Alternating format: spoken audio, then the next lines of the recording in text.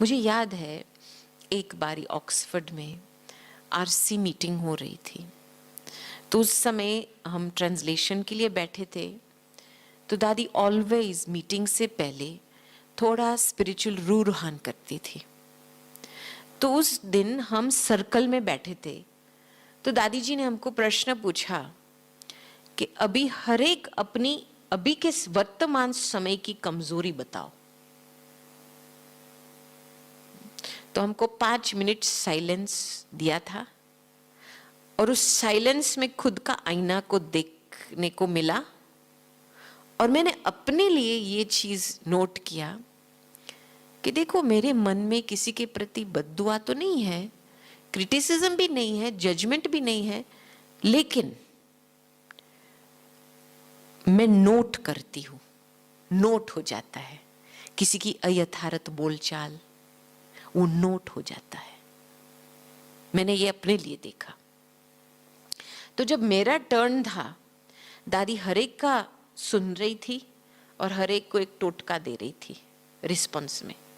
जब मेरा टर्न आया तो मैंने दादी को बोला, दादी मेरे मनसा में तो ऐसे संकल्प नहीं आते हैं, लेकिन मैंने देखा कि नोट हो जाता है किसी का स्वभाव। तो दादी ने जवाब क्या दिया? और ही आत्मा की गहराई में चले जाओ।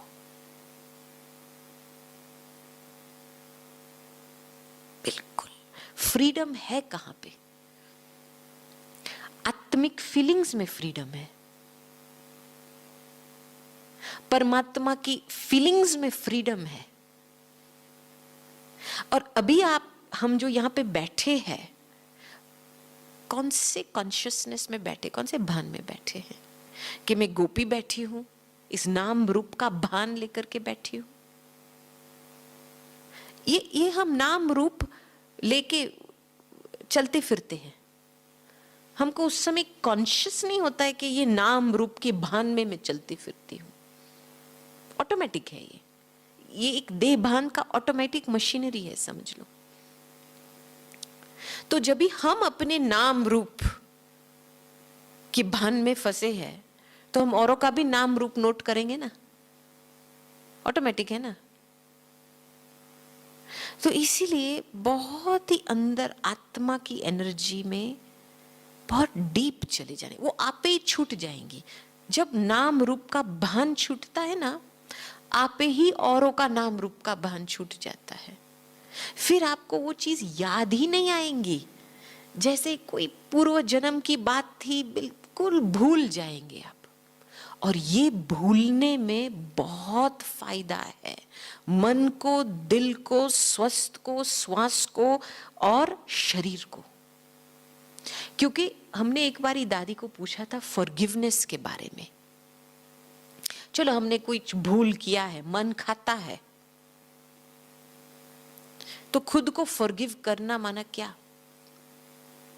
दादी ने एक लाइन में जवाब दे दिया, भूल जाओ। मम्मा भी कहती थी ना, हाँ, पहले तो हम पहला मिस्टेक कर लेते हैं, वो पहला नंबर का मिस्टेक होता है। दूसरा मिस्टेक क्या होता है कि हम वो ही पहले मिस्टेक को बार बार रिवाइज करते हैं। भूल जाओ, भूलो।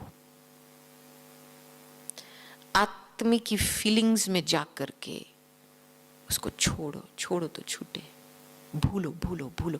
अभी भूलने की शक्ति ज्यादा तेजी में बढ़ानी है, और फिर आप पे ही फॉरगिवनेस, क्षमा भाव पैदा होती है, रहम भाव पैदा होती है।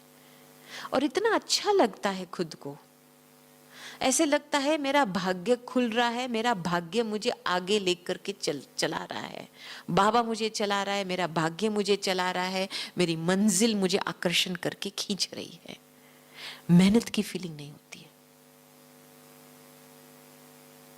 अभी के समय अनुसार हमको एक गोल्डन चांस मिला है,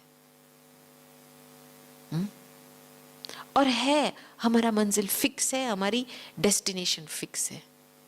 अभी आप जो बनना चाहते हो बन सकते हो, आपकी अवस्था के ऊपर है।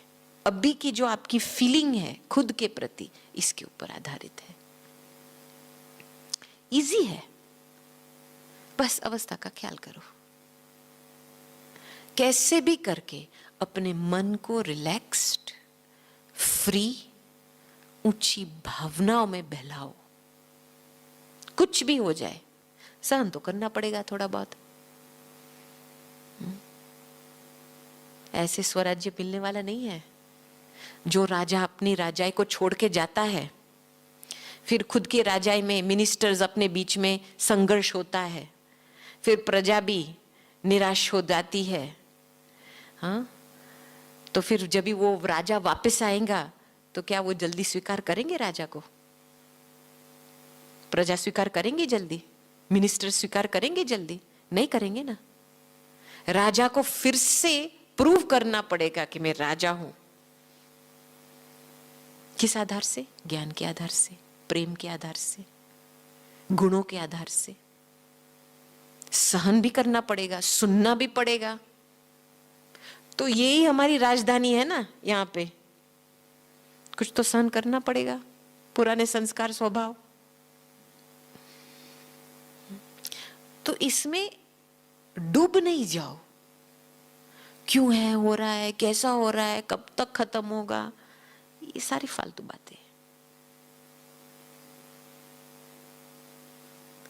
सहन करो, मैं राजा हूं। बैठो शांति से। हलचल कितने समय तक रहेंगी? कायम के लिए तो नहीं रहेंगी ना। और जो बात आएंगी वो जाएंगी तो जरूर। बस पेशेंस का काम लो, धीरज का काम लो। ये हमने दादी जी में दो विशेष गुण देखे हैं। दादी जी की परिवर्तन शक्ति, दादी जानकी जी की परिवर्तन शक्ति अमेजिंग थी, मैं कहूंगी। खास करके इन दो गुणों के कारण, धीरज का गुण और एडजस्टमेंट पावर। हर एक बात में दादी अपने आप को एडजस्ट कर लेती थी। कोई भी दादी के मुख से कंप्लेंट नहीं आता था, ऐसा है वैसा है, क्या करे।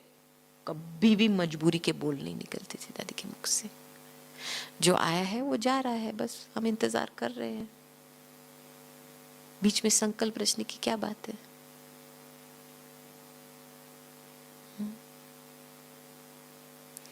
तो वर्तमान समय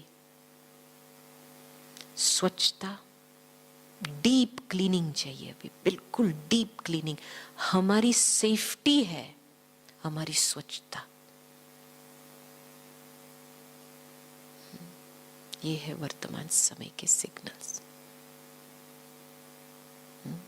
तो अभी दृढ़ संकल्प लेकर के